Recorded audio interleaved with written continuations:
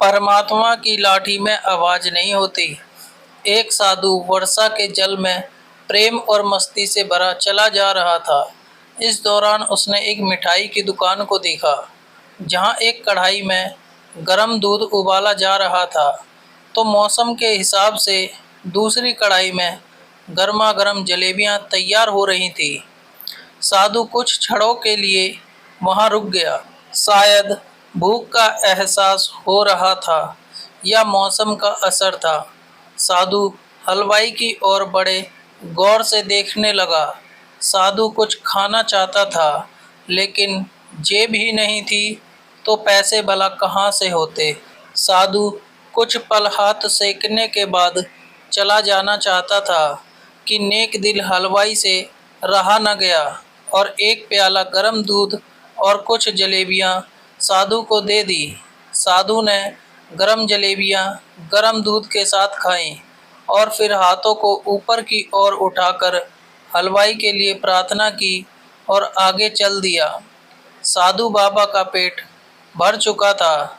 दुनिया के दुखों से बेपरवाह वो फिर एक नए जोश से बारिश के गंदले पानी के छींटे उड़ाता चला जा रहा था। वह इस बात से बेखबर था कि एक युवा नवविवाहित जोड़ा भी वर्षा के जल से बचता बचाता उसके पीछे चला आ रहा है। इस बार इस मस्त साधु ने बारिश के गंदले पानी में जोर से लात मारी। बारिश का पानी उड़ता हुआ सीधा पीछे आने वाली युवती के कपड़ों को भिगा गया और उस औरत के कीमती कपड़े कीचड़ से लथपथ हो गए। उसके युवा पति से यह बात बर्दाश्त नहीं हुई, इसलिए वह आस्तीन चढ़ाकर आगे बढ़ा और साधु के कपड़ों को पकड़कर खींचकर कहने लगा, अंधा है, तुमको नजर नहीं आता? तेरी हरकत की वजह से मेरी पत्नी के कपड़े गीले हो गए हैं और कीचड़ से भर गए हैं। साधु हक्का बक्का सा खड़ा था, जबकि इस युवा को साधु का चुप रहना नाखुशगवार गुजर रहा था। महिला ने आगे बढ़कर युवा के हाथों से साधु को छुड़ाना भी चाहा, लेकिन युवा की आंखों से निकलती नफरत की चिंगारी देख वह भी पीछे खिसकने पर मजबूर हो गई। राह चलते राहगीर भी उदासीनता से यह सब दृश्य देख रहे थे, लेकिन युवा के गुस्से को देखकर किसी में इतनी हिम्मत नहीं हुई कि उसे रोक पाते और आखिर जवानी के नशे में चूर इस युवक ने एक जोरदार थप्पड़ साधु के चेहरे पर जड़ दिया। बूढ़ा साधु थप्पड़ की ताब ना झेलता हुआ लड़खड़ाता हुआ कीचड़ में जा गिरा। युवक ने जब साधु को नीचे गिरता देखा तो मुस्कुराते हुए वहां से चल दिया। बूढ़े साधु ने आकाश की ओर देखा और उसके होठों से निकला, वाह मेरे भगवान, कभी गरम दूध जलेबियां और कभी गरम थप्पड़, लेकिन तू अगर चाहे मुझे भी वही पसंद है। यह कहता हुआ वह एक बार फिर अपने रास्ते पर चल दिया। दूसरी ओर वह युवा जोड़ा अपनी मस्ती को समर्पित अपनी मंजिल की ओर अग्रसर हो गया। थोड़ी ही दूर चलने के बाद वे एक मकान के सामने पहुंचकर रुक गए। वह अपने घर पहुंच गए थे। युवा अपनी जेब से चाबी निकालकर अपनी पत्नी से हंसी मजाक करते हुए ऊपर घर की सीढ़ियां तय कर रहा था। बारिश के कारण सीढ़ियों पर फिसलन हो गई थी। अचानक युवा का पैर फिसल गया और वह सीढ़ियों से नीचे गिरने लगा। महिला ने शोर मचाकर लोगों का ध्यान अपने पति की ओर आकर्षित करने लगी, जिसकी वजह से उसके संबंधी और दूसरे लोग तत्काल सहायता के लिए युवक की ओर लपके और अस्पताल ले गए। युवक का सिर फट गया था और कुछ ही देर में ज़्यादा खून बहने लगा।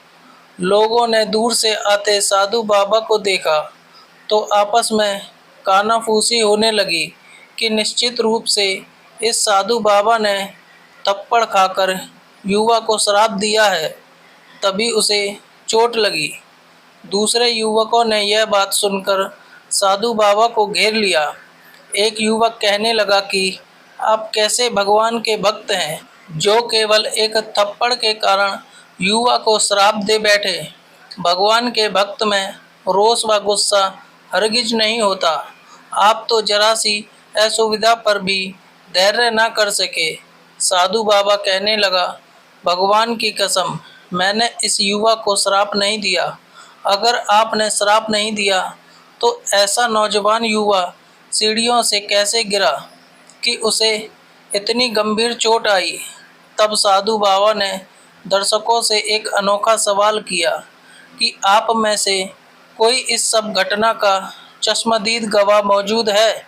एक युवक ने आगे बढ़कर कहा, हाँ, मैं इस घटना का चश्मदीद गवाह हूँ। साधु ने अगला सवाल किया, मेरे कदमों से जो कीचड़ उछला था, क्या उसने युवा के कपड़ों को दागी किया था? युवा बोला, नहीं, लेकिन महिला के कपड़े जरूर खराब हुए थे। साधु ने पूछा, फिर युवक ने मुझे क्यों मारा? युवक कहने लगा, क्योंकि वह युवा इस महिला का प्रेमी था और यह बर्दाश्त नहीं कर सका कि कोई उसके प्रेमी के कपड़ों को गंदा करे, इसलिए उस युवक ने आपको मारा। युवक की बात सुनकर साधु बाबा ने एक जोरदार ठहाका बुलंद किया और यह कहता हुआ वहाँ से विदा हो गया, तो भगवान की कसम, मैंने श्राप कभी किसी को नहीं दिया, लेकिन कोई है जो मुझसे प्रेम रखता है। अगर उसका प्यार सहन नहीं कर सका तो मेरे यार प्रभु को कैसे बर्दाश्त होगा कि कोई मुझे मारे। मेरा यार इतना शक्तिशाली है कि दुनिया का बड़े से बड़ा राजा भी उसकी लाठी से डरता है। सच है, उस परमात्मा की लाठी दिखती नहीं और आवाज़ भी नहीं करती, लेकिन पड़ती है तो बहुत दर्द देती है। अपने धन, यौवन और पद का अहंकार दूसरे को चोट पहुंचाने का कारण बनता है, किंतु जब समय का चक्र हमारी तरफ घूमता है तो हमारा कष्टों का दौर शुरू हो जाता है। हमारे कर्म ही हमें उसकी लाठी से बचाते हैं। बस कर्म अच्छे होने चाहिए। किसी को भी चोट पहुंचाना, खुद को चोट खाने की तैयारी करना है। हमें अपने गलत कर्मों से डरना चाहिए, क्योंकि ईश्वर की लाठी में आवाज़ नहीं होती है। दोस्तों, वीडियो अगर पसंद आया हो तो वीडियो को लाइक और चैनल को सब्सक्राइब करें और अपने दोस्तों के साथ शेयर करें। धन्यवाद।